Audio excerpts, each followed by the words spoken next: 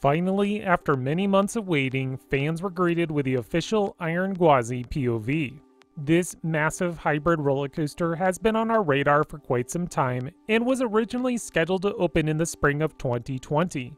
Unfortunately, the pandemic delayed this hyper hybrid from opening on time, even though the ride was already testing back in March. Well, about 800 miles north, located at Busch Gardens, Williamsburg, is another roller coaster sitting dormant, and that's Pantheon. It's obvious that Iron Gwazi has stolen a lot of attention from Pantheon, making this multi-launching roller coaster by Intamin stand off in the shadows, waiting to prove itself. Well, in today's video, I'm ready to argue the point that Pantheon looks to be a better roller coaster than Iron Gwazi.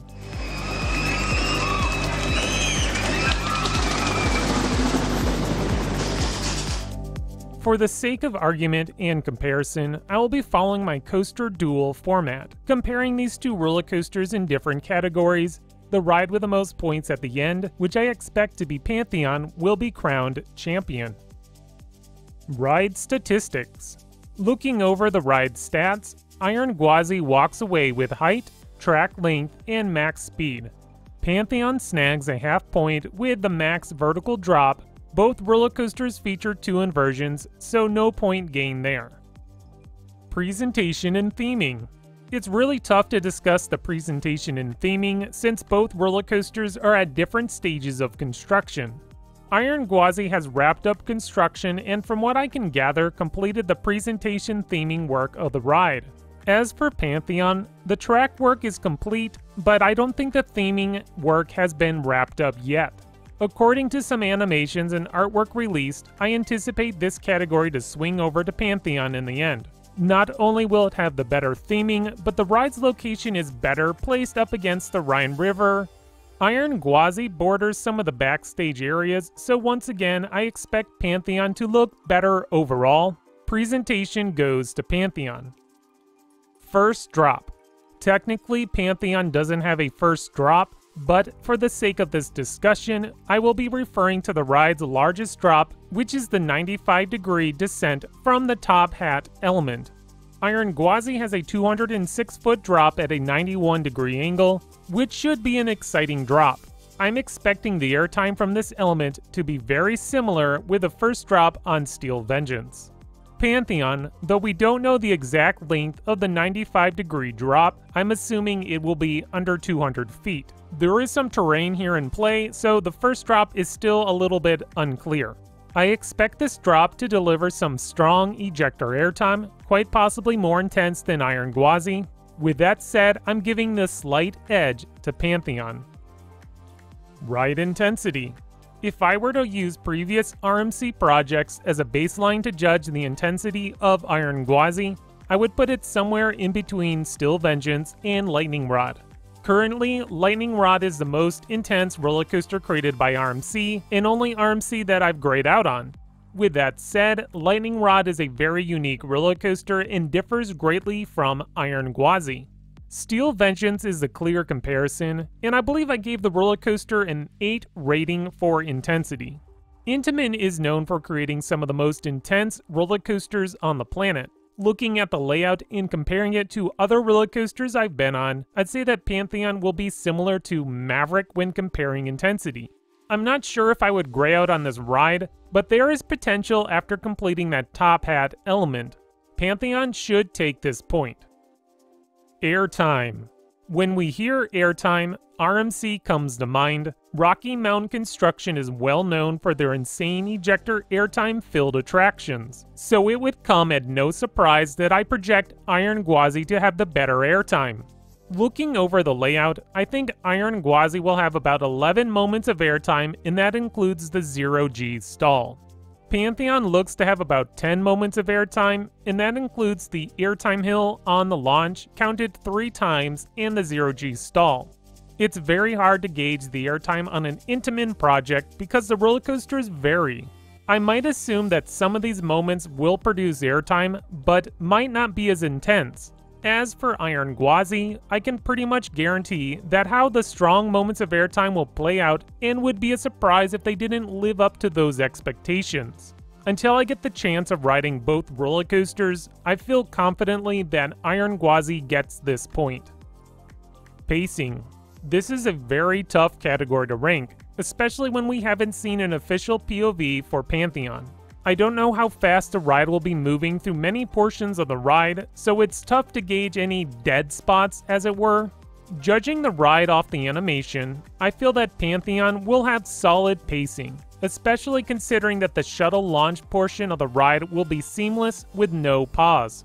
Iron Gwazi looks to have fantastic pacing, never really losing momentum during the ride. I would compare its pacing to something like Storm Chaser or Twisted Cyclone.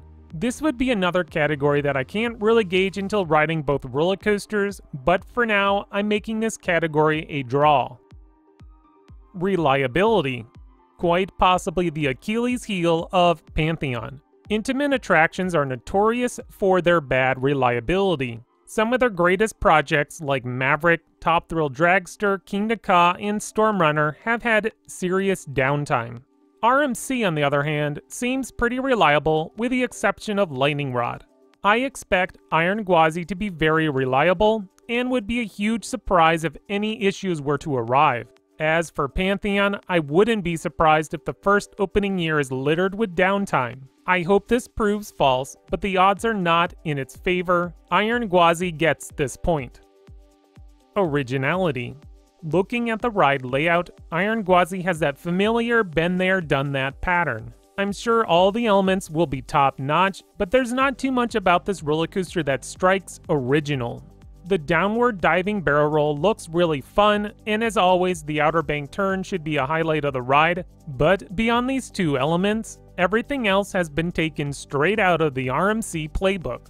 Pantheon, on the other hand, seems to be pushing the envelope, trying new concepts. Technically, there is not a single original element on this ride, but the way it's all pulled together makes Pantheon unique. The ride screams creativity from its small outer bank bunny hills, continuously moving shuttle launch, beyond vertical drop, the massive outer bank turn, and the zero-G stall all look to be a recipe of something special. The forces that you will experience on Pantheon should be more varied as to Iron Gwazi. Most RMCs have less intense positive forces and focus mostly on airtime. I expect Pantheon to have strong positives, negatives, and laterals. The verdict is still out if its launch will be intense, but at the very least, it should be an exciting moment of the ride. Pantheon gets this point. Alright, my final score has Iron Gwazi with 4.5 points and Pantheon with 5.5 points, making it the winner of this comparison. I think that many will consider Iron Gwazi to be the better coaster of the two after opening, but as time goes on, I think the RMC novelty will wear away and Pantheon will start to get the appreciation that it deserves. Depending on what you like, I can see why Iron Gwazi will be considered the better of the two, but if you're looking for something different, Pantheon is the way to go. Both roller coasters should have solid airtime, exciting elements, and decent pacing. In the end, it really comes down to personal preference. Pantheon looks very exciting to me because it's nothing I've ever really experienced before. The outer bank turn on an Intamin roller coaster seems like a dream come true. As for Iron Gwazi, the ride does look fantastic, but I just can't expect it to be any more crazier than Steel Vengeance. Well, that concludes today's video. I hope I provided enough evidence as to why Pantheon should give Iron Gwazi a run for its money. Pantheon is the clear underdog in this fight, but sometimes the greater risk proves to be the better reward in the end. A special shout out today to The Coaster Scoop for allowing me to use this amazing drone footage of Pantheon. He also has a lot of other great footage of theme parks, so go check out his channel. Thank you for watching today's video. Which roller coaster do you think is better? Let me know in the comments below. If you enjoyed this video, hit that like button and subscribe. That way you won't miss out on more great content coming your way by Xtreme Thrills.